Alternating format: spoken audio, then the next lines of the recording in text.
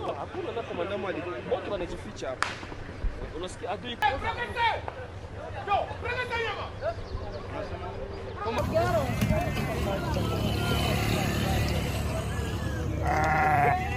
Detuka majuzi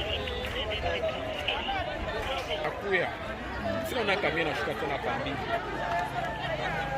kwa matata.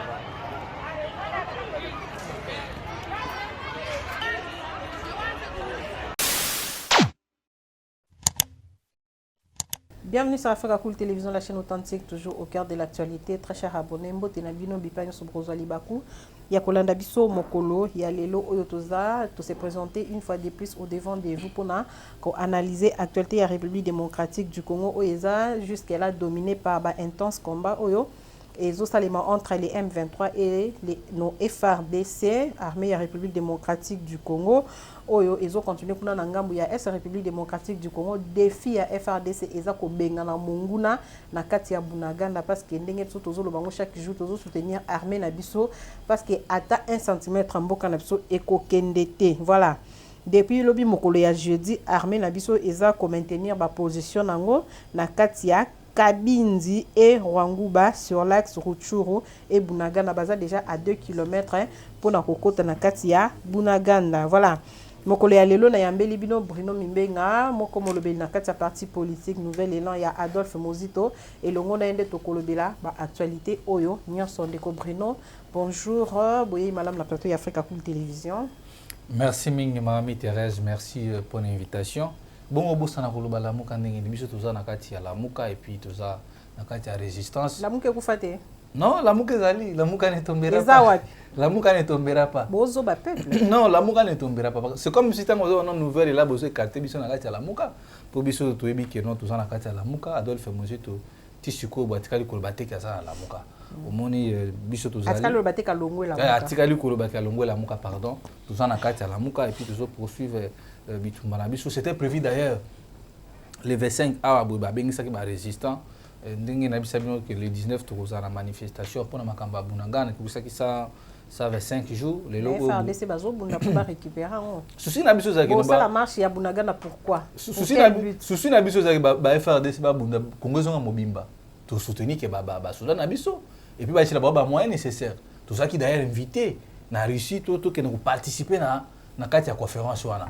Au monde ba benga ki ba jeune africain belé biso tozo ki invitation en retard mouvement citoyen ça Lumumba o boinga pe na soutenir ba na bitumba tozala ki parmi batu au Combo ezala ki na kati mais tozui invitation un peu en retard moi to participer ezala ki te ndozo mona no tozo continuer toujours ko bunda pour que non na la prochaine conférence je crois que vous allez représenter. Voilà. Mais ce qui concerne il y a parti politique Mamie Thérèse tout ça pour travailler et puis nous sommes ça au Kénémala, mon moni tourné à moi dans Boka Adolphe Mozito ça qui na Kasongolunda zaki atamboli vraiment partout banzela misus coup ba route numéro 16 au depuis époque coloniale ba minde ba leka tire au leader politique mo tatikal ko leka mais Adolphe Mozito les kanaki à vivre la réalité ba conditions de vie et puis à taline ba to ba konyo koma o komona que Adolphe Mozito ça toujours na recherche ya koluka solution pour na Congo ezala malamu mais toujours puis ça peut merci na bande ko nyonso o bobabimaki le 19 o tutambola ki na bango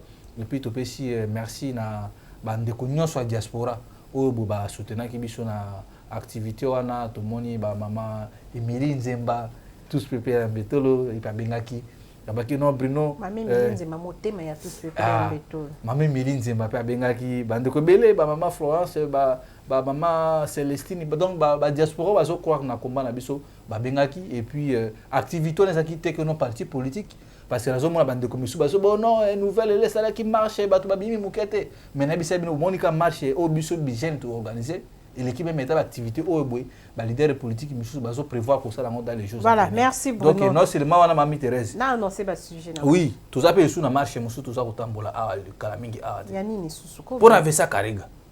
Il faut mutuana na kende. Vesa Karega escroquer biso atanga na mbongo ya République d'Isaïe.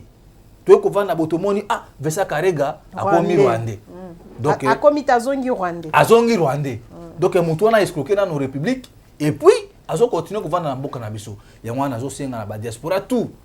Ndenge to lobby mission na biso zali il faut Congo etika ba congolais rwandais à la rwandais donc objectif na biso to tracer voilà les jours à venir après d'intenses combats Noël maman Thérèse to tambola et puis bon mon en balo l'activité ekozala tellement makasi ya mbalo kozala makeno to ebite surtout fêter Noël. Après d'intenses combats entre les FRDC et les M23, l'armée contrôle déjà la nationale. Numéro 2, l'armée maintient également ses positions des cabines et Rangouba sur l'axe Rutshuru Bunagana. Donc à la Mingite, Bunagana na Maboko. Les habitants de plusieurs villages de Rutshuru utilisent tous les moyens pour fuir les affrontements qui s'intensifient et s'intensifient depuis le Bimokolo à jeudi entre les M23 et les FRDC. Ouganda, tout ça qu'on précise que Ouganda vient en aide au M23 alors que tu as vu que dans le cadre il y a ma force il y a EAC Ouganda qui co-signé pour soutenir la République démocratique du Congo. Tu as commenté penza hypocrisie wana et ça de la part il y a ma partenaire la BISO. Quand on dit BISO, je vois notre pays, je vois la République démocratique du Congo. Donc, le rapprochement entre la RDC et la Russie, où ils ont inquiété de plus en plus les États-Unis, l'Union européenne, Tomoni, Kinshasa et Moscou mettent la dernière main à un contrat militaire d'envergure pour la fourniture des hélicoptères de combat. Donc, Kalamine Teba hélico ya combat, ils ont koya. Dans le Conseil des Nations Unies, les États-Unis appellent clairement pour la première fois l'armée rwandaise à cesser de soutenir les M23. Toujours mis tout na position on a bazuana est-ce que ça hypocrisie to l'amour qui pensa ba comprendre que non boka na biso eza bongo agressé kasi toujours quand na conseil il y a Nations Unies wana représentant de la République démocratique du Congo azabongo ko plaider pour des sanctions contre les Rwanda bande ko bele ba mituni avant to kende ko senga sanction libanda biso moko esengeli to bandana nuna kati ko senga wana pourquoi ndenge ndeko Bruno Lobine bandeli pourquoi Vincent Karega azo continuer ko vanda awa na capitale la République démocratique du Congo. Pourquoi la relation diplomatique avec les Rwanda et Katani, Nanoute, Timokolo, Yalelo. Voilà. Jean Bosco Kayombo, DG sortant de la SNEL, mis aux arrêts depuis la nuit du 26 octobre suite à une enquête conjointe. Parquet général IGF qui aurait mis en sa charge des faits de mégestion avéré. Donc, ça na Bruno na makambo itali la muka polémique isa penza makasi entre Martin Fayulu na Adolphe Mozito. Toko suki sande wana toko bandana yango te. Voilà, ndeko Bruno biso tosto to adopter la attitude asika avant to banda ba émission invité na nganyo sonazo yamba po na yebiki anga na yamba ka ba congolais. Invité sonazo yamba, il faut to loba un mot to pesa ba force na ba FRDC na biso. Oui, Mamie Thérèse, oui que à chaque fois on a Africa cool. Mais surtout soutenir la FRDC parce que l'armée, surtout l'article 187, l'armée républicaine, l'armée Moutouté, l'armée politique, l'armée on a pour battre la mabélé. Ce que Basoula n'a biso au Baso Bunda na front, on a repousser l'agresseur ou déjà Baébani, biso Tokutia Banka Maboko parce que ce que parmi Bilengue ou Toso Bunda Bitumba pour na Makambo ya Est. Na kuyi kozala parmi ba jeunes o boy to kita na balabala pona ko soutenir ba FRDC. Donc pona biso ko soutenir FRDC et ça eloko ya yambote parce que tout ça la kango comme d'habitude les 19 boyoka ki bilenge to tambola ki na bango ba ko yemba soutien total au FRDC mais biso to ko senga pe que non l'état congolais atila ba ndeko na biso wana o bazo bunda pona ko battre la mabele ba tila ba moyens nécessaires. Donc eza te ka non to soutenir ka bango mais bazozanga mai bazozanga courant bazozanga mame eloko kolia osomona ke ekozala vraiment important. Je crois que biso état ke bilenge biso état que ba kongomani ya solo toza kotia maboko na biso et puis moka kochwa na ba FRDC na biso ba bunda jusqu'à ce que non ba libérer mboka na biso parce que to kondimate que non Congo ezala scindé une partie pour na ba intérêt politique.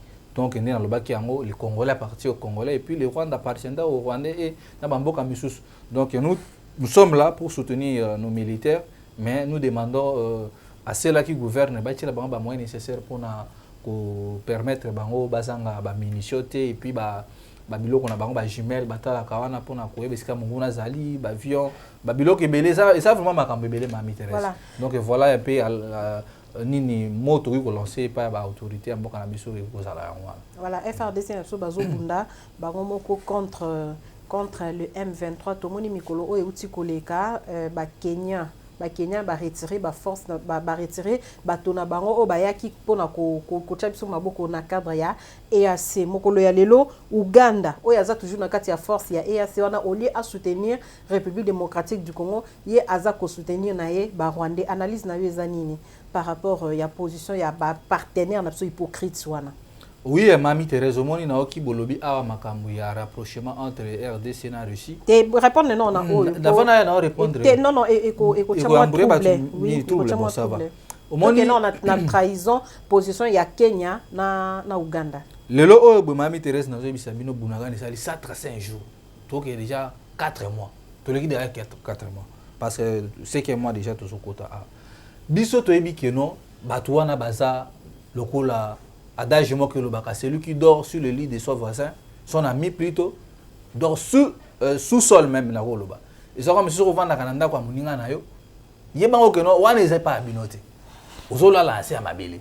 Parce que mbeto ozola mukoma ba wisote, papa umeli pe mingi, sala nini, ozongi pa na bino. Ndenge mo ba Rwanda ne baza wana. Ba yebi ke tinenga basar ba désordre na est wana. Ba yebi ke Congo eza ba ngote. Mission na bango ezali, ndenge bazo continuer koyiba.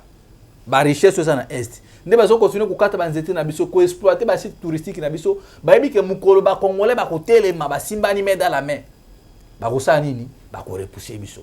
Alors pour la biso tozo mona ngo étrangeté ceux qui sont armés ya Kenya ba autorité ya Kenya ba se décider ya ko retirer ba soda na bango parce que ba yebi pe que non ba ko bebisa ba relation diplomatique na bango te na RDC parce que Kenya a zappé parmi ba partenaires ya République démocratique du Congo obi ke ba biloko na bango ebele ba entreprise na bango ba banque na bango ba biloko na bango tellement ebele ezali awa alors ba kondimate que non ba continuer toujours ko soutenir Kagame mais ba se retirer bona oui yango na zota sabino non ba se retirer parce que ba yebi ke ba intérêt na bango za na Congo ba zo protéger ba intérêt na bango mais pour protéger l'intérêt na bino il faut ko soutenir moto ya simbi ba intérêt na donc bango ce ba boy ko ba boy ke ba kota na makambo wana de père teke ebi makeno ba Kenya pe ba yaki ba bomaki alors bango ba tali ba bino makambo oyo bo tellement ba tutu ba découvrir que non Rwanda mutu azali à la base il y a ba tuerie, il y a ba massacre sur le Canada Est. Ndo moni baba bino pas question. Biso to kota na makambo o bote vaut mieux to se retirer. Non, Rwanda akendaki ko signer, il faut Mami Thérèse ko ba que non Rwanda, Uganda, Kenya basalaka bazalaka na alliance na bango basalaka non ceux qui bakoki bazalaka peuple moko en fait bakoki ko agresser donc en fait so Kenya siko bon arrivé ya président o ya siko président William Ruto alobi non ya koki ko soutenir te ko zo mboka na a exposer yango ateka mboka na image ya mabe yango moni asali nini aboyi ko participer na kati ya makambo ezo le kana aboyi ko continuer na lire oyo boye nani président wana prédécesseur na asignaki yango asali nini basoda na yeba nini bazonga ils a trahison te non ils a trahison te il a compris que non makambo Paul Kagame a kosala na est ya mboka na biso eza yango te parce que ndena bisaki bino lui il a ses intérêts et ya ko protéger ngona kati ya République démocratique du Congo soki maintenant eza que pardon mais tu non comprendre bien non pardon Mami Thérèse doit se faire comprendre soki maintenant que président Félix a accueilli ko solliciter aide ya Kenya comme allié na ye là ça sera autre chose mais si bango ti bayaki wana Kenya Uganda na Burundi na ba pays misusu wana bayaki na cadre ya EAC état de l'Est mais si go yesiko boy à se rétracter bino moi je me retire c'est maintenant si ko question RDC a kende ko senga soit mais et pas ya basoda ya Kenya no boya étant que neto molaka à l'époque Centrafrique na RDC tango basenga Jean-Pierre Bemba kende ko bunda là c'est comme coopération moko entre deux pays mais wana ce que ça qui na cadre moko régional que non basoda EAC non ça a un impact parce que kuna eza comme si clique mo basangani mais lui ce quoi comprendre que notre danger na ko participer na makambo wana te parce que bakenena na nekiri bakenaki nekiri yes ko alingi siko que non ce qui RDC et ko solliciter ye bakena ko négocier là ça serait normal que non à participer na groupe ya batumo o baza ko sala mabe wana Kenya amoni yango mwa muke malamu te donc le o bo Mami Thérèse biso tutu yebi c'est question ça que gouvernement congolais et c'est Rwanda Mais position à Il y a Rwanda. Ouganda plutôt. Position à Ouganda, depuis un moment donné, Ouganda, ça hypocrite vis-à-vis de RDC. Ouganda, tout le monde qui récemment, moi, il y a Yoweri Museveni, il y a Kotambola, na Paul Kagame, na ba ville, na ba na Kigali, ba Kotambola. Cela veut dire que non, Ouganda, à un moment donné, a ça jouer dans l'hypocrisie. C'est question maintenant, il faut comprendre que non, Batu Oyoboe, Rwanda, Ouganda. Parce que Moutou a formé Paul Kagame, ils ont Yoweri Museveni. Alors Paul Kagame a condimaté que à perdre intérêt na o azako kozwa na kati ya mboka na biso ndozo mona na Uganda na Rwanda ba ibelo ko bazosala parce que soko tali na kati ya makambo na tuna organisation régionale wana au mona que no Burundi na makambo ya EAC na se prononcer kati mutu abimisaka mutu na eza Rwanda. Alors moi je pense que non, l'hypocrisie à Ouganda pour na biso ezate ki ya kobomba ma c'est question maintenant une bonne organisation na kati ya armée na biso et puis gouvernement maintenant aye baba disposition ni na kozwa parce que na uti kolanda même le jour passé monsieur Félix Azaraki na Londres ba yambi pa ya roi Charles na sortie médiatique na ye a koloba nini à plusieurs fois pour na Paul Kagame a bomba ka ba sentiment na été ya koloba que non c'est le Rwanda qui est derrière les M23 mais question sur ko biso tozomi tuna mais c'est Félix c'est vraiment tant wa yebi que non mutu oyo boazo biso vérité à face. Et puis, ils continuent à être un partenaire privilégié. Non, Abenga qui sont privilégiés. Mais Abenga quand même, tu peux effacer moi en athée. Abenga est partenaire privilégié. Pardon, ma c'est la malembe. Biso tolo de l'actualité. Actuellement là, Félix Tshisekedi a salé interview batounie relation na Paul Kagame ezandeng nyalobi, ba relation na bango eza en froid. C'est ça. Mambo partenaire privilégié eza suscité. Ba relation eza en froid parce que ndenga lobi yango que le Rwanda nous a poignardé par les deux. Tozo le de l'actualité papa tozo ngana simaté. Mamie Thérèse, on ne peut pas falsifier. Parce que les choses quand même évoluent. On ne va plus falsifier l'histoire. Oui, non, les choses évoluent. Question maintenant ezali que quand Paul Kagame avoue que ngai mutu nazo soutenir ba 1-23. Félix a eu disposition ni pour na ko kata directement relation diplomatique na Rwanda. Ko seng ambassadeur na biso zonga na Congo. Ko benga na Vesa Karega. Qu'est-ce qui empêche jusqu'à preuve du contraire? Na utai ko bona congrès moko conférence moko salimaki a. Apparition à Vesa Karega na mboka na biso. C'est une humiliation Mamie Thérèse. Eza lokola mutu mombo oyebe que non asala comme abe mais abomba kama abe na te ko lobelo na biso na. Eza comme si Paul Kagame acte ko sala na. Eza ko humilier Congo parce que biso lelo oyebwe. Félix a lobby que non, Moutouazo a agressé Biso et Rwanda. Mais tous continuer toujours qu'on a la bonne relation à Batona pour quelle raison. Donc, la question est que nous devons laisser les sentiments, tous à disposition, ou bien tous à mesure et qu'on permettre que non, total Rwanda que non c'est un petit pays et la RDC c'est un grand pays. À tout moment, tu vas toujours coller là et qu'on sort, voilà, plaidoyer et les kébélés. Donc, pour le moment, moi je pense que non, la meilleure de toutes les choses, l'autorité en Bokanabiso va se prononcer sur la question. Il y a qu'à mettre une fois pour toutes, qu'on remettre la sécurité en Bokanabiso et non il y a qu'à garder Vesa Karega. Le Conseil de sécurité des Nations Unies, Tomoni Awa, la RDC, représentant il y a République démocratique du Congo, il plaide pour des sanctions contre le Rwanda. Dans les Nations Unies, comment dire, porter main forte na RDC pour sanctionner le Rwanda quand même. Non, Mamie Thérèse. Au moins, ils ont avancé. Ils ont avancé de mon côté parce qu'ils ont hypocrisie et diplomatie sur le plan international. Parce que combien de fois Bisso t'ont dénoncé, t'ont lobby monde entier que non Rwanda a agressé Bisso. Pourquoi pas bazo sanctionner Rwanda? Même dans l'Union africaine aussi, est-ce que OK le Rwanda balobeli yango? Balobeli yango te. Mais talaka makambo sur le Canada ici.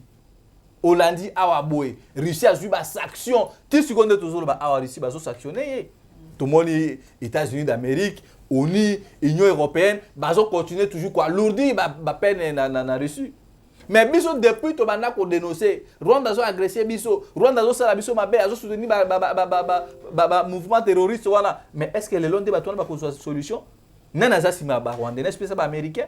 Quand nous voyons ONU est banani, n'est-ce pas américain? Donc là, c'est de l'hypocrisie, Mamie Thérèse. Donc dans l'angle moi je pense que non, il faut aller vite dans l'action au lieu de causer la que non pas Rwanda, sanction parce que Rwanda ne basa on il faut se monter dans la sanction. Mais oui, il faut la guerre, qu'on déclare guerre na batouana, qu'on déclencher vraiment guerre na Rwanda et à ce moment-là, vous allez comprendre que non, batouana ba kozonga batu. Parce que moment on est toyo ka batongi na Rwanda. Rwandais, ceux qui sont le gouvernement congolais, et se prononcer que non, à partir d'aujourd'hui, peuple congolais, mobilisons-nous, le pays est agressé par les Rwandais, tout le monde a Rwandais a position à faiblesse. C'est question que non, diplomatie na biso, autorité na biso amboka. Tant que nous solo là, Rwandais on a position à force. Il négocie à position à faiblesse. Il y a nous a toujours Rwandais, toujours dans moi les colons na biso parce que bango bazote ka image comme si que non génocide de Salema na Rwanda, bango basa peuple moko muke et puis bazo faire bango confiance. Ozomona. Et puis au bout même eloko moko Hollandi président ya INC, il continue toujours à insister sur le plan ya ko dialoguer na ba M23 to ko dialoguer na batu obo pour na intérêt nini. Donc le souci na bango zali dialogue wana tango bakoya brassage salemi ba généraux o ba former ba aussi mandaku ba kena ba formation militaire te ba emba na moko ba kotina kati. En tout cas, sinon c'est toboy dialogue. Je me pose des questions. Pas de dialogue, pas de brassage. Je me pose des questions. Pas de ni c'est zalani, ça brassage ba biloko na mixage koso. Bo vanda kuna. Ba biloko na nyonso nazo mituna. Comment est-ce que batu ba ko réfléchir? C'est ça même. Ba ko réfléchir ti na niveau oyo. Donc, eza lokola dialogue vital caméra zo senga. Eza lo bi que non Barcelone a bêta qui n'a pas Dominique. Bayern a mené déjà 5 buts à 0. Boyo kocha moi bi moko boya mawa.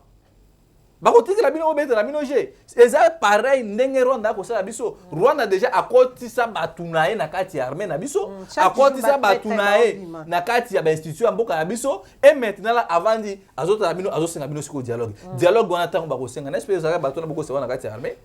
Donc, nous avons tout là, ceux qui ont réfléchi comment, bon, ils ont l'éclatement dans l'ail. Donc, moi, je pense que non, Maman Thérèse, pour le moment, il est temps que nos peuples congolais, nous devons nous mobiliser. Il y a une fois pour toutes, guerre dans Rwanda parce que les Américains, les Anglo-Saxons, l'Union européenne, ne jamais sanctionner Rwanda. Prévenez Macky Sall, président de l'Union africaine. Azalaki na ONU. Est-ce que c'est un discours na eboyoki à salimation que non RDC parti est RDC est menacé et la personne qui agresse cette partie c'est le Rwanda. Cela veut dire que non ba américain wana baza ko le kasima Rwanda baza ko continuer ko pesa ba moyen pour que non ba congolais baza na kati ya est mboka na biso. Lelo obo bunaga ne sali combien de mois? Plus de 4 mois tout ça kende. Donc moi je ne crois pas que sanction bazo lobawana na oni et ko produit biso quelque chose au mona et kozala à un moment donné ba ko calmer ka attention bovana na no kimé ko so bo solola et puis par après boko mona ba Rwanda ba ko songa toujours système na bango et puis système wana comme habitude et ça maki na régime ya Kabila Félix aye akuti système wana ça deviendra comme ça jusqu'à l'éternité ceux qui no biso ba congolais to bundé mabe na biso mais moi je pense que non nous devons une fois pour toutes reprendre biloko wana ceux qui ba soda wana réellement ba se déclarer que ba ça ba na mboka bandima ba kokota na kati ya armée ou soit ba ben on ba déserteur bandimi ko tika nini ba groupe rebelle ba cheli bango ba koti bango na kati ya armée et ça serait profitable d'ailleurs ba proposer un programme il y a des mobilisations DDRS si je me trompe pas n'importe sur le bien ou bien ba proposer bango ba kende kuna na solo e bandaki déjà na Kenya bango ba lingité voilà c'est ça c'est la meilleure des solutions ce qui se base se déclarer bana mboka ça tout le monde a Kabila ça 2008 quelque chose pareil comme ça solé belé kenda kotika nini mais pourquoi bango bazo linga biloko wana te donc moi je pense que c'est humilié ya komona que non Kagame a commis lokola nzambe a commis lokola mutumo batu bazo banga na ba déclaration na utukuma ko na ba déclaration sali donc ils a une manière que non bazo zwa biso au sérieux. Donc la meilleure de toutes les choses tout le monde va sali remaniement na kati ya armée na biso. Tomoni ba nommé ba général ba généraux Chiko ba général Chiwewe Chibangu Ekoso mais pas c'est ça que non je vois un général azola takitoko un général alingi sap et puis général wana olebati na bunagana bazuye batinde soki na 3e région militaire na Kasai général Chibangu oui non armée pexi mutolata mais oui. Mais je suis mon époque il y a Mobutu, Mboka a agressé un général a commis à tout moment sur les réseaux sociaux. Moi j'aurais cru que non, général wana nenga vimi banzoto. Batina na front na bunagana.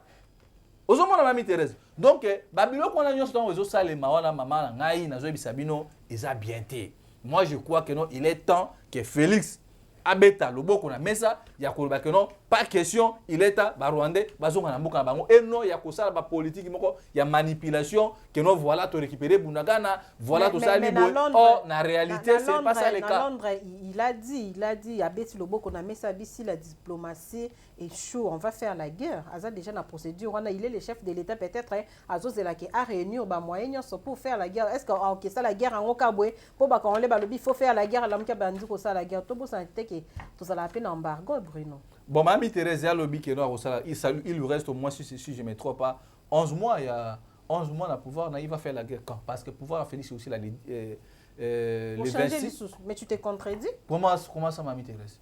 Ça la guerre, t'es pas. Ça la guerre, dans 11 mois, il faut pas préparer l'élection. Tant qu'on a non, pas question d'élection. Maintenant, il veut déclarer guerre pour quelle finalité? Tant qu'on a non, Makambuna nous élection, tout ça on a des côtés. Bruno, voilà, nini boy. Si Félix il reconnaît que non, le pays est agressé, allons, on a hypothèse non nous en c'est question à disposer de moyens. Il y a quoi ba minduki, il y a quoi tia soda na biso ba condition malamu ba locomotive, ba mituka. Au moins élection là pour le moment ça les battre. Élection on a ekende. Mbongo zaki dis mbongo pena d'ailleurs élection ça lite. Mbongo baba ki ba tie budget pour la élection. Ba tia no makambo na à côté. Bazwa mbongo wana basombango ba minduki asika. Omani Mami Thérèse. Comment est-il possible bana mibale bazobunda? Mwana mususu aza na 17 ans, mwana mususu aza na 10 ans. Bino bozoya kokanga mwana ya 17 ans, mwana ya 10 ans azobeta ye. Ozomona mote que ça dépend des mesures. C'est ça comme si makambo bazosa biso na Rwanda. Rwanda azosomba minduki. Rwanda azosomba bibundeli ya guerre.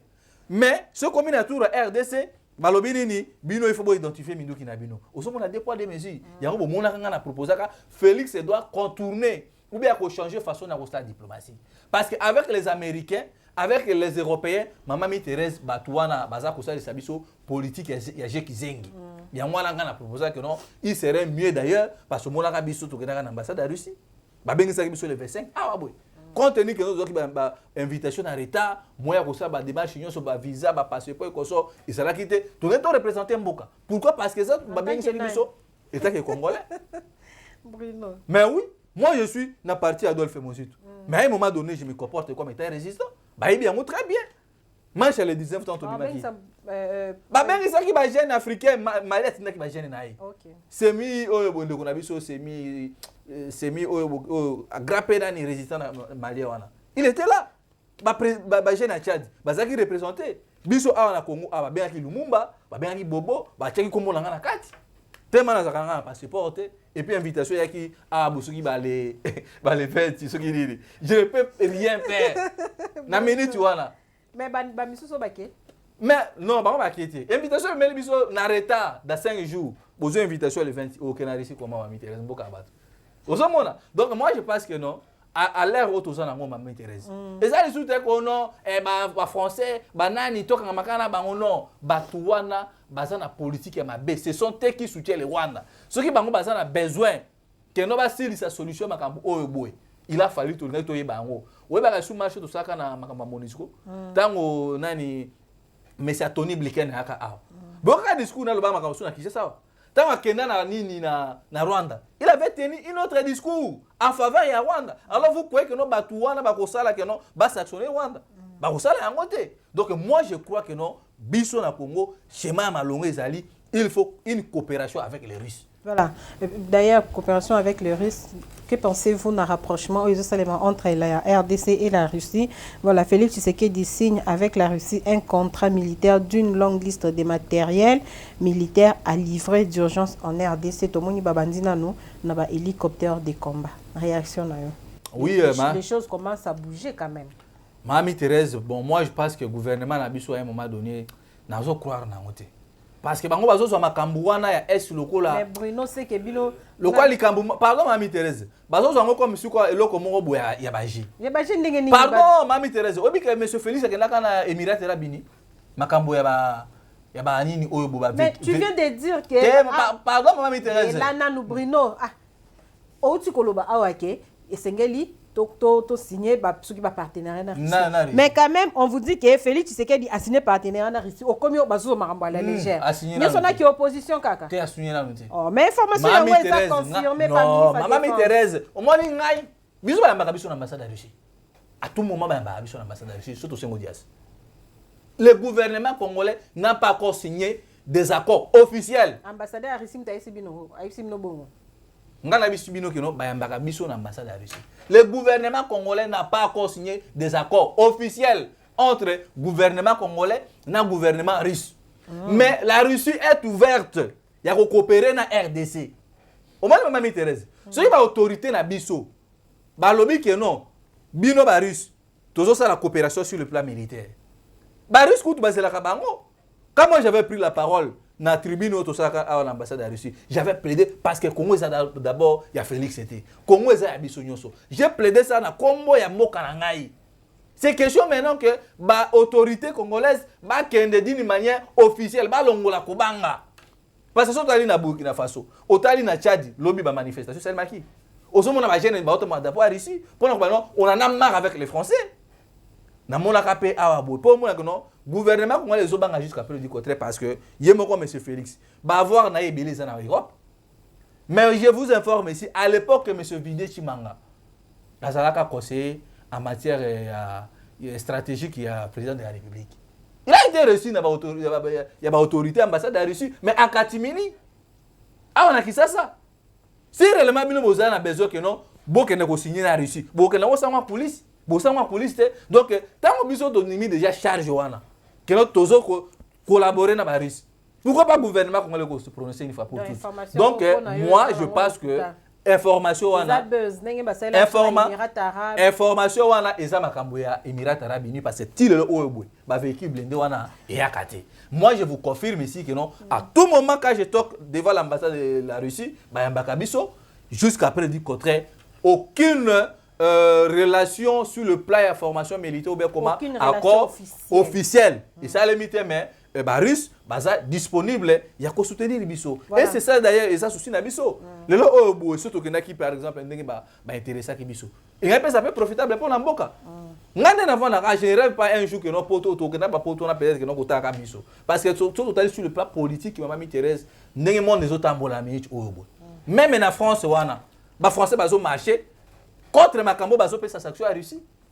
Les Français maintenant déclarent qu'il faut passer à la coopération à Paris. Mais ceux qui sont français écoutent. Comme ko linga basa la collaboration na Russie. Ba lembi politique il y a les États-Unis na OTAN. Alors ce ko biso ba tout ça un pays sous pauvre pays au bon tout ça pas problème tout ça continuer toujours ko na ba américain. Auto Hollande lobby a pendant que nous poursuit ça. Avion bateau moko boya bateau de navire de chasse il y a ba Russie. Et que ça s'accrocher dans l'Afrique du Sud parce que les Sud-Africains et les Russes ont une relation officiellement. Sur ordre dans les États-Unis, ils ont bateau et s'accrocher. Les Sud-Africains n'ont pas question. La Russie a sa partenaire privilégié. Donc c'est question que non, tant que vous avez négocié ma camouambo comme Maman Thérèse. Vous avez négocié ce qui que bateau na boy, boya, botiango au sérieux. Parce que tout le monde a boy, les talibans, viol de chasse, ezoya, blindé, pesi son bon sur 30 milliards de dollars américains pas arabe. Tu le lo boy, Maman Thérèse tout ça ngana émission a boy, mi tukawana tutika ko mona ngote. Oh non ba ko benga ba rwandais. Donc moi je vous confirme ici que non. Oh non c'est ton moni le tonzimi qui mona meso. Mais oui, il faut que moi n'a pas bon dima. Mais moi je vous confirme ici que ambassadeur monsieur Tokmakov Ayambaka, monsieur Vidé Chimanga. Makambo basolo là, wanande na basource na ngana sur information na conseil de sécurité. Il n'y a eu aucun accord officiel entre la Fédération de la Russie et la République démocratique du Congo. Kaka de Oshaba sala musa malam. Dans le Conseil national de sécurité, les États-Unis appellent clairement pour la première fois à l'armée rwandaise à cesser de soutenir les M23. Que pensez-vous de la position là-bas? Maman Thérèse, le Conseil de sécurité, il faut pour d'ailleurs. Tant qu'on libère Mboka. Et là, on a besoin de passer. Que pensez-vous de la position là-bas? Position là-bas, c'est Zamabe. Hollande qui me s'est tenu Guterres, c'est non? Oh non, M23, na ba équipement sophistiqué, na munitions, technologie à Sika. mokonzi mboka na tribune ya Nations Unies alobaki ke M23 baza soutenu par les Rwanda. Lelo États-Unis asengi officiellement Rwanda atika ko soutenir ba groupe armé. Et ça des choses différentes. Maman Ça montre Thérèse, que les choses basengi parce que ba comprendre que non ba komi ko perdre muke Afrique. Au moment qui récemment non, tant Russie kati gaz na Europe. Bon moment qui pour la toute première fois depuis tovana na mboka au na monde des terres des hommes. Gouvernement français et donc kobanda na premier ministre tina ministre atali makambo ya suka. Ba en Algérie. Donc tipo moni ba américain bazolo ba wana ke il faut ba M23 ba se retirer et koso parce qu'ils comprennent déjà que non to komi politique na biso déjà et comme il faut changer. Monde comme il faut changer. Donc ba comme déjà à position de faiblesse. Tellement bango sou ba comme na position de faiblesse biso siko pour le moment, il faut total ça bango pas question et olingi boy ko tira bango limite. Il faut avoir une armée forte. Il faut avoir une économie. Et puis, il y a la diplomatie. Parce que ce qui est la diplomatie et réussite, c'est recourir à la défense, non? Là, nous voyons la sécurité du pays. Et puis, de deux, il faut avoir une économie stable.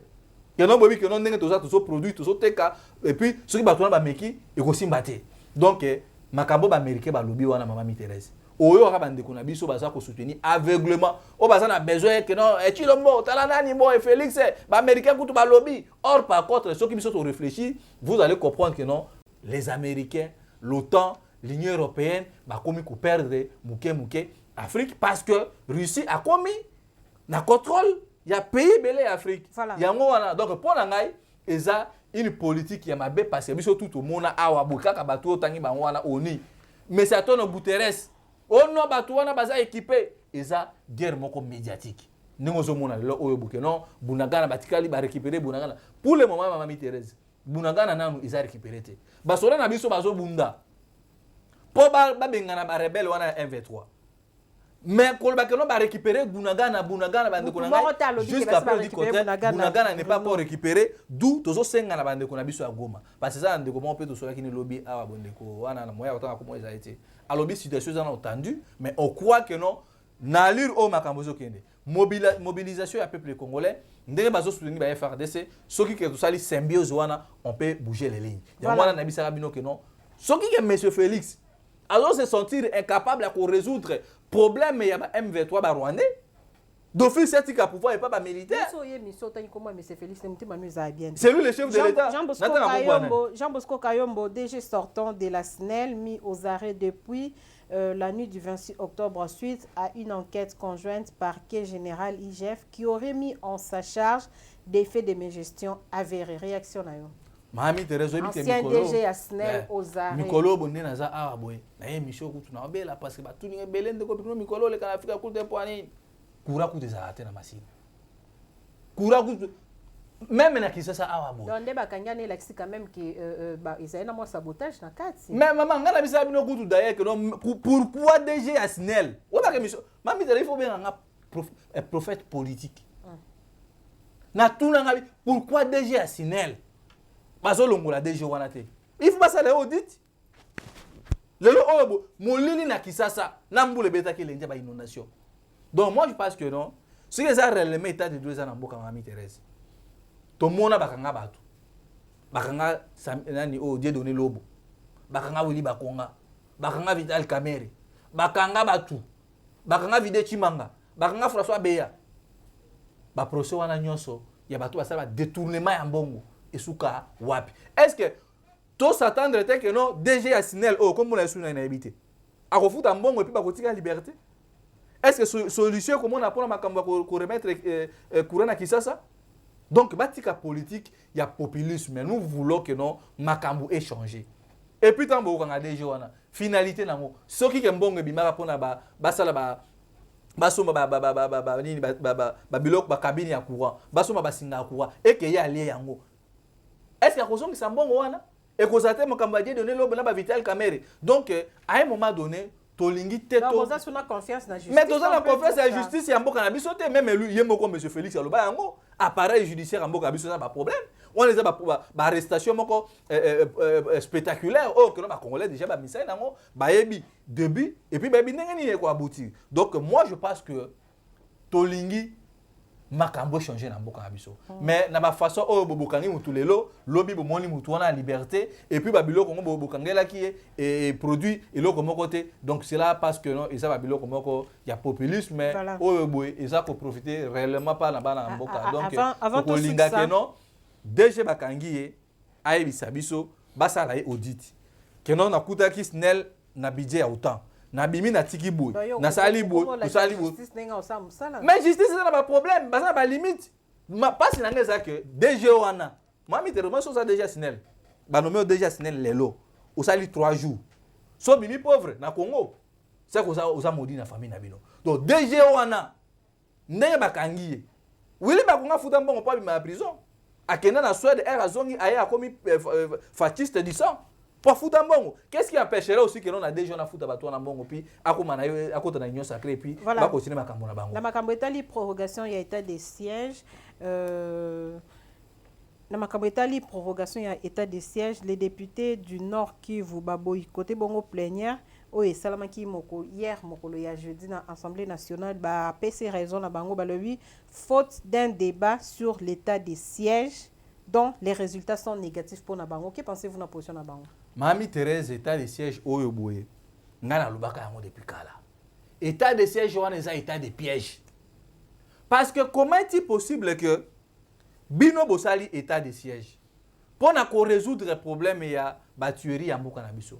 Mais nous avons compris que non, état de siège et yé lisusu na ba problème mais ebele na kuna na est. Mais bozo continuer toujours comme ça là prorogation en prorogation et puis une partie en Mboka Nabiso est contrôlée sous les Rwandais, connus de tout le monde. Alors quel serait bon à ça là qu'on maintenir état de siège Rwanda? Il faut que l'on le là. Si Félix a compris que non Rwanda a poignardé par les dos, il faut déclencher. Alors bango officiellement ba longoli état de siège et puis ba auditer même ba général ba gouverneur ba chaki bangwana que non comment est-ce que état de siège ba tinda kibino pour une mission. Mais beaucoup sont incapables de résoudre le problème d'état de siège.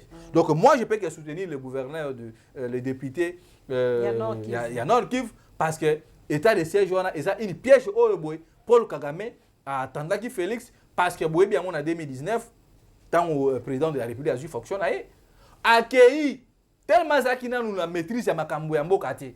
Il avait signé des accords, piège spécifique, maintenant, si vous avez comprendre Makambo en retard. Azo Lukasiko ko ça que non a se retrouver mais déjà Mboka il parti et qui donc moi je pense que non actuellement il est question que non nous devons nous mobiliser peuple congolais Mboka est dans la occupation dans un pays où l'occupation bat son plein on ne peut plus parler des élections nous devons parler d'abord n'engeni pour repousser l'ennemi ko bengana vesa kare gané na zo bisabino a Mami Thérèse tout ça la marche d'ici to comme à Noël ba peut-être va ko reporter pe Noël là bas là Totambola jusqu'à ce que Vesa Karega ifake. État de siège. Pourquoi pas monsieur Mbosso, asobenga chef du gouvernement, Sama Lukonde. A tout naie situation en Mboka parce que le premier ministre hier Moutouaza pour engager le gouvernement. Mais depuis l'état de siège et bandit, on n'a jamais interpellé le premier ministre. Aux hommes la place complicité Zali. Même lui Mbosso nous avait dit que non, vous les députés de l'Est, sortez dans Makambouya, quittez les groupes armés. Mais pourquoi tu le Oeboy, Makambouana et les Karaka, na silence boy, Mbosso commissaire à l'Assemblée nationale, et c'est à finir ma député, et c'est à traiter ma collègue Naé, le coup là-bas Naé. Aux hommes on a pouvoir placer Zali. Donc moi je soutiens et l'autre on a député à Est Basali parce que continue toujours à déclarer prolongation d'état de siège et que Batouasso continue à couper. Et ça quoi apporter et loko ata mukete si pas Rwandais va piéger biso na eloko wana. Que pensez-vous na gestion ya ville province de Kinshasa to moni ba mvula oyo tukobeta mikolo yo façon ebimisi bolumbu ya Kinshasa na na libanda na miso bato nyonso. Ah Mami Thérèse eza libabe ube malédiction lisuma ko ba gouverneur loka ba Chatini Ngobila na province oka Kinshasa. Donc ça linga passe parce que mbula le betaki lundi nazaki une émission mo en ville na longa wileri awa otie na 10e eri makolo ba memanga awa bona mai awa boy na assemblée nationale la triomphe libos na boulevard triomphal libos ozomona malédiction ozomona malédiction place ezali donc politique sur le plan urbanistique ya mboka na biso ezali en respecté ozomona bato bazoyi ba millions de dollars américains obi mbongo ba ibaka à l'époque awa boy il y a procès à 100 jours à Vital Kamerhe. Mbongo wana ikoki kobongisa bakanifa kisa mobimba 500 millions de dollars américains. Na équipe nanga to na bengaki batu nanga to travailler na bango. To sali budget à ville à Kisasa. Tobi rien qu'avec 400 millions de dollars américains mami Thérèse. To wi ko tonga banzela et puis ko tirer bakanivo. Soko tali mbongo jatili ngobila oto ko zo boso na bi moyibi ça va peser 500 000 dollars yuto obunga awa.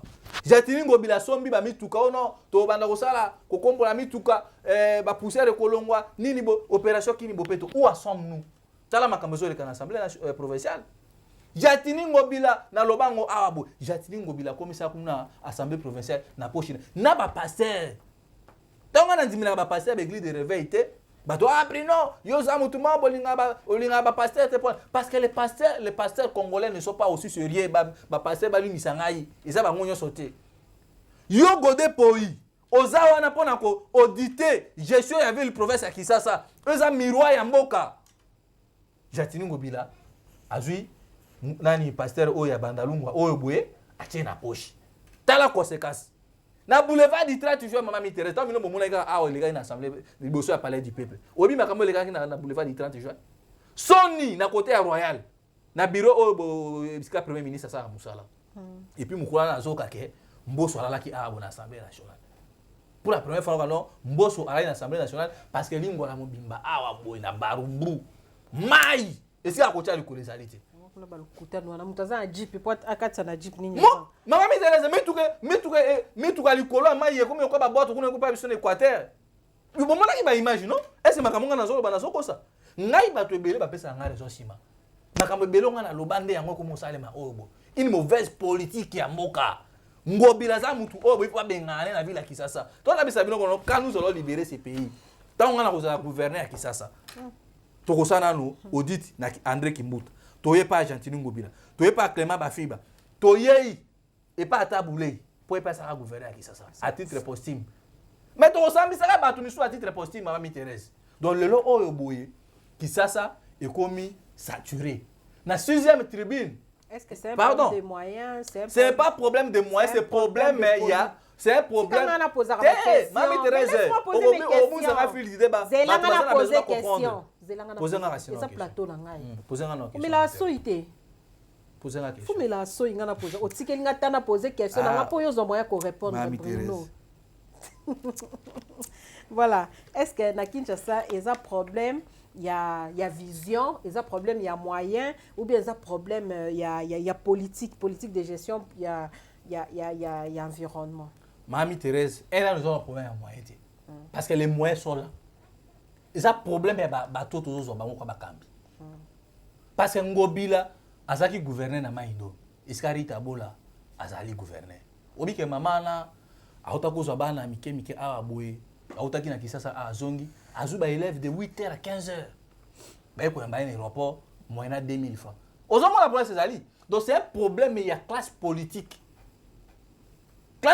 congolaise tozana ngo obu c'est une classe politique pourri et zo senga siko une nouvelle génération le quoi ba biso ils appellent bande komiso bazana IDPS sur bazo se distinguer basaka lutte na bango na sembo c'est ce que nous voulons parce que le lo obu Kisasa na 6e tribune mwana mboka Adolphe Monzitu aloba yango Kisasa zo senga il faut ko sala yango kotonga mboka ya sika Kisasa tondi soke na Gombe mama Mitterrand depuis pour colonial ba venir misuki mbule beti etondaka tala ndenge bazoteka bandaku na Kisasa mai nzela koleka ezate baka niveau misusu depuis ekufa ba ekipaka ngote tout au long même ya boulevard du 30 juin wana kende kota baka niveau wana basalaki etani neza nango mais opération kini bopeto tokomi nango wapi. Est-ce que batika même ko benga Jatini Ngobila que non yebisa biso mbongo oya opération kini bopeto ezalaki combien et puis misala oyo sali eza combien mituka ndena bandai koloba mama Thérèse mituka na kenda ki mukwana boye ba veningo alingwala boye côté Jatini Ngobila abombango mituka moko kufa ba occasion d'Europe tona dénoncer ki yango na chaîne moko Jatini Ngobila tona zongi mukolo na bo na mona su mituka na ti akosomba ba biso ba mituka moko oyo ono e bana okombola ba poussière moko na mona yango eza mosoza mibale za na église ya Godepo soza na tembe otuni ba journaliste na boy okuta ba biloko wana obasombaka na kombola balabala ekufa mibale liboso église ya Godepo bakabola ba biloko wana nazomi tuna me ba député oyo boy Moussa na bango nini a pas ka kulutu na muke bay mudu azaka air mo ko dénoncer mais pas c'est ça que toza na batu oyo boy ndenge na assemblée nationale ezali okuta kuna dynamique mboso ndenge pe moko na assemblée provinciale dynamique ngobila kuna bafuta bato baza na dynamique ngobila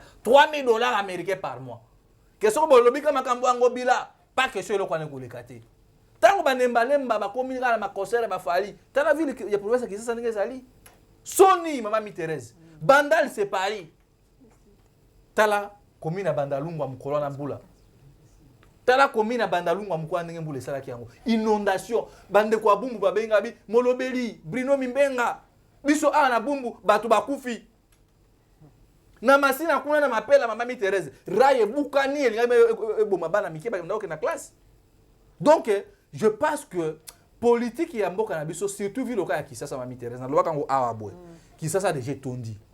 Il faut suko bo politique ya sika sur le plan urbanistique. Voilà. Désordre au pays à entretenir pas molendo sa kombi. Biteka teka, talande ba koteka ba cimetière. Donc bise o ba kotonga te, bise o zaki po mayeleka ya teki ya. Ba batoni likolo ba egu batoni likolo. Donc tu faut comprendre te maman mi Thérèse. Même maintenant na grand marché arabe, désordre eza organisé comme na niveau central et qui dit na niveau provincial et puis qui dit tina ba bourgmestre. Bise o eza kotonga te. Bateki yango pour na lokoso ya mbongo. Soki na marché à liberté, na ba caniveau batu basomba yango moi mai ele kakaboe ezate. Kini bopeto mama mi Thérèse ba député bazana dynamique jatini ngobila. Mbonge bimaka kuna ba député basala ba association ba Asbel.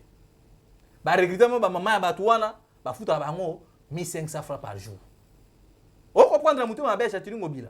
Alors je me pose des questions. Est-ce que mbongo opération qui ne peut pas qui peut ba député ba kabola yango mutu na mutu na oyaye batu na ye c'est ça musa ba député pour commencer ba ko sala yango wana les yango wana te donc qui ça est comme salité tozote ka image ya mboka mabe et puis okomona okuso ya mbiba to ngobila awa boy un monde de peli pelele monde sali boy mboka batongi bazela oh moi je pense que non Jatini Ngobila c'est un mauvais gouverneur ndenge Rita Bola gérer ma ndombe ndenge pe ngobila ko gérer vila Kisasa yango tozo senga na fachi alongola ba sentiment na on ne gère pas le pays na ba sentiment ne bazo sala wana ngobila akosala oyo boye bakino balingaki te ngobila c'est mutu a PPRD boye biango ACP ezala parti ya prof Lumang boye biango tout ce que ça la mambo etali la muka ou en net situation la muka ezandenge nini la muka ekufe panzani to et comme elle Fayulu na elle Mozito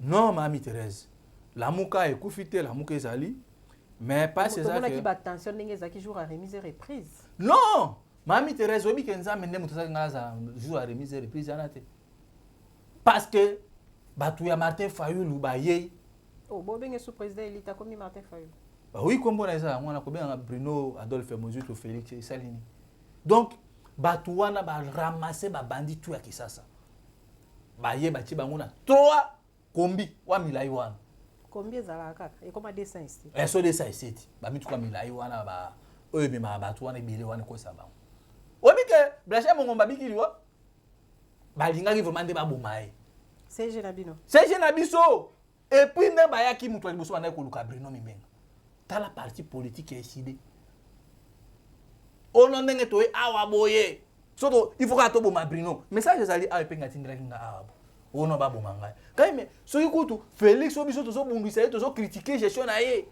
azolanda biso te bongo so na epenge oyo bakolia mbongo ya Kabila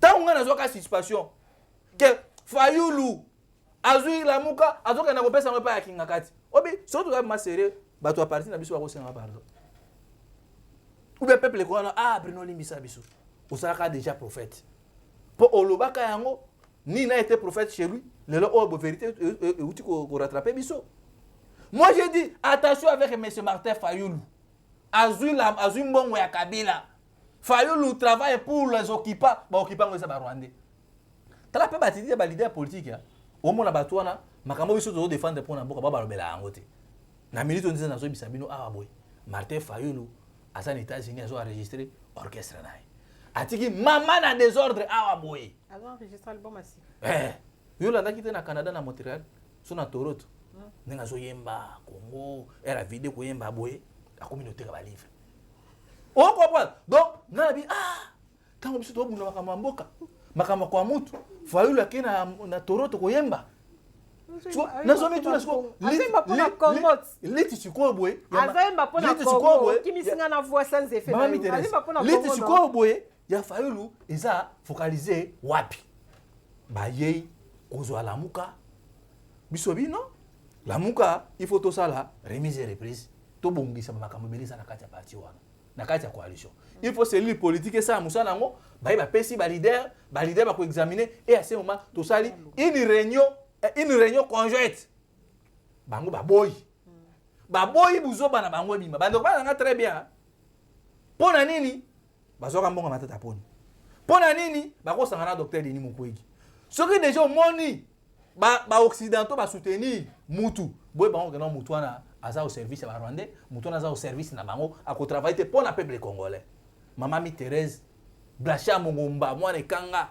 moni que ko ça peut munga les a bien ba koti na bureau kuna na bepenge na baniko maingele na bawelo kaka ke babeta Blacha Mongomba pona nini il faut bango coûte que coûte baso kaka la muka ba kene nango mais ba bible bino ko so la muka botika to travailler to ba makambo ozaki amendement o boto seko sa musate na cellule politique bango ba boyi nyoso na pona nini $500,000 o bazoaka ipa ya Kabila et puis na so bisabino arabu tant bazu la muka ba kaka so de 8h à soki à 17h bazu la muka ba boyi que no peut faire ma vérité yango no mona ki sorti ya mwana mboka Blacha Mongomba seje na biso alobite divergence za na kati ya la muka problème na biso ezalaki bloc patriotique bozo wela nini est-ce que la muka ngo bozo welela ba mbongo bazo pesaka bino ou comment te ba soutien yaka mbongo za kuna te mama mi Thérèse ko bo wela nini eloko ezala mo to wele eloko te problème ezalaki mango kaka bozo ka soni pona problème ezalaki lutte ya résistance bozo ka soni pona oloba officiellement ki la muke te mama mi Thérèse pour ezalaki lutte ya résistance. Moi, quand j'ai parlé, en 2020, na début, tout au 2021, qu'est-ce que bana Fayulu? Parce que l'histoire, il y a la mouka tant que bana Fayulu kuta salakati. Na so sanction, na vanda, na bino, na so continuer combat na ngeta ke résistant. To vandi to ko comprendre, la mouka mbonge pesa manangote. To comprendre que non, politique ya Fayulu, azo sala politique ya ba spectacle. Politique za que non fallait azo beta conseil na Imika, c'est lo azo beta na martyr. On comprend. Fallait azana na martyr, c'est lo na Imika. Wera uti Paris, jibe pia na uti na Belgique, ba ozo na Kenya. Nana sali plein, nana sali piaka. Politique ya Fayulu ya ngwana. Ya mboka bwani. Nalobita politique oyo boy, biso okozwa avenir na biso te, to sacrifier ngo poto salaka jalelo na Fayulu. Papa Honoré Nganda va kufa. Abenga ngata azaka Maroc. Obi ke nonga za beni mama mi Thérèse. Je suis le seul jeune on na solo na papa Honoré Nganda dès son vivant. Abi singa Brino, biso na Pareko. To sololi na Fayulu. Bruno to chité. Tozo chité mama mi Thérèse, so bato ba ibeloko. To chité. Oui, to sololi na Fayulu. Papa Honoré Nganda teki ba mapangu. Bazwi mbongo $550,000 américains. Ba pesi Fayulu.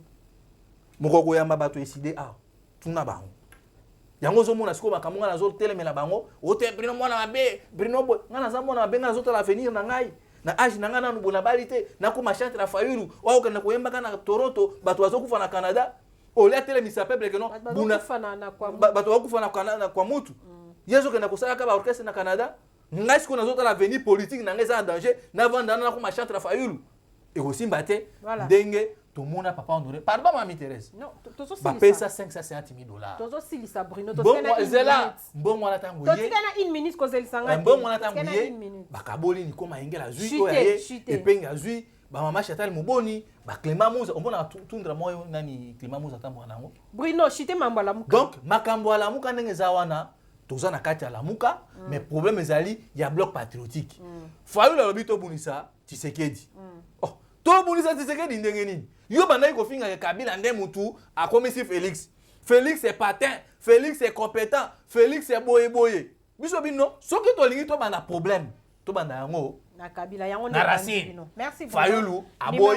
Alors non, ngai président élu, Fayulu a respecté a mojito te. Nani ngwa koki kondima. Fayu les autres n'ont Nico Maïngé. Autres n'ont pas payé, Bachatal Moboni, Clément Mouza, Bafinga Adolphe Monzitou. Bino bosa la vidéo ngo bomona nga finga follow pas ko dénoncer makamuna ya mabe. Merci. Donc comprendre que la muka il y a malaise na kati ya la muka. La muka ngeza. Mot de la fin. Divergence c'est ça. Mot de la fin na yo. Mot de la fin ngeza ke.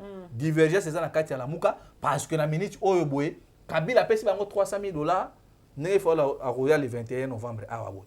Ba ke ne ko yambaye ba to pe perdre depuis ba kozana nini. Merci. Donc ba congolais ba numéro de téléphone. Martin Fayulu a trahi lutte à résistance. Numéro de téléphone. Wana biso tout ça côté le melaye et puis to côté le melaye jusqu'à ce que biso tout ça on concentrer na makambo ya Vesa Karega au to marché à je crois d'ici avant Noël et puis vous aurez ba manifestation à makambo Bunagana na makambo Vesa Karega. Numéro de téléphone. Bunagana ba libérer en Kalaté biso to ça. Souci na biso ça que non, souci na biso ça ba libérer. Numéro de téléphone. Maman Thérèse. Émission aussi l'OPC ba libérer Bunagana mais ba céder mabele mboka na biso. Merci. Donc numéro de téléphone na ngezali bato nyonso bazana besoin ya kutana ngai bakobenga ngai pa ya bino mama Thérèse ba mama nyonso apoto bozo pesa biso confiance bozo sambela pona biso tozana manifestation je crois na mois novembre awa bo soutenir biso parce que mboka eza mboka na biso o tozana besoin que no lobby bozo nga parce que iloko pe malonga liso merci eza na okona teme igo merci na Bruno kombo na nga mabe la fois passée ça là qui on erreur na ebisa qui a obongisa abongisa ngo parce que mukama même milinze mbapa tunaki mais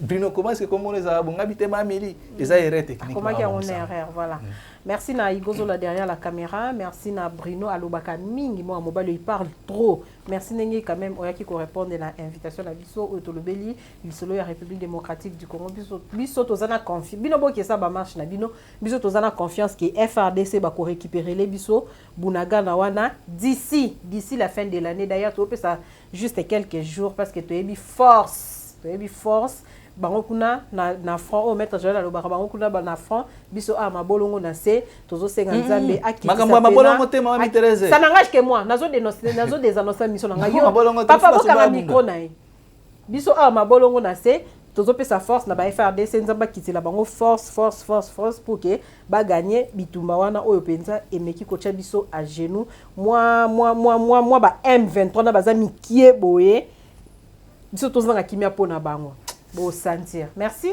era anniversaire à Bazine Silou Ludjika na kati ya mwanda oyo yazo souffler sur une bougie de plus era anniversaire à toi ma belle abonné fidèle à Africa Cool Télévision bon continuer ko aimer ko partager ma vidéo na biso maman Bilinze maman musique na kati ya Londres ami de Dieu la maman des 3-8 Tanti nous sommes éternellement bébé pasteur douanier LCD les choix divins les fils de mon père wana pena ba abonné fidèle à Africa Cool Télévision bozala toujours fidèle bon continuer ko partager ma vidéo na biso bye à la prochaine.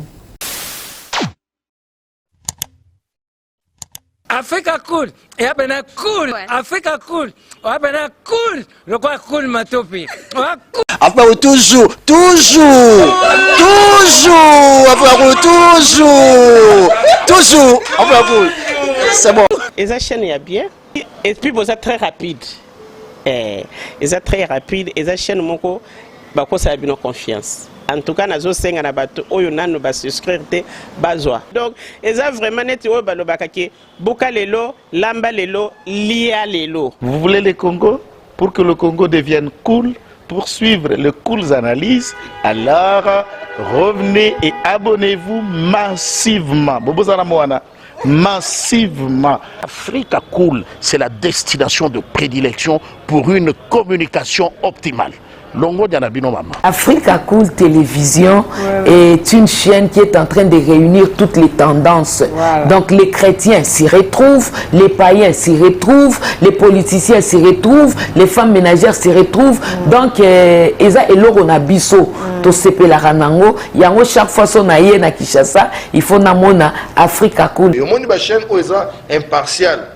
Le rôle à Babino, vous méritez le soutien de la population ainsi que des institutions compétentes. Un mot placé, un petit mot par rapport à la récompense Oyo. Ah, je félicite très sincèrement Africa Cool. Voilà. Je n'avais pas opéré le mauvais choix. Voilà. J'avais recommandé, je me rappelle que je disais que c'était une destination de prédilection pour une communication optimale d'excellence.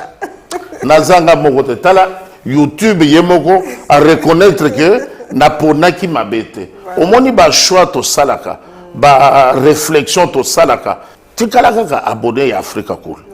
Tikala comme ça to partage. Bravo Africa Cool. Merci beaucoup. Bravo Bino, mutubo s'abonner parce que trophée Ezali Abino, Ezali partagé. Moi, je me sens aussi copropriétaire, il y a prix Oyo. Bravo, Africa Cool. Merci beaucoup.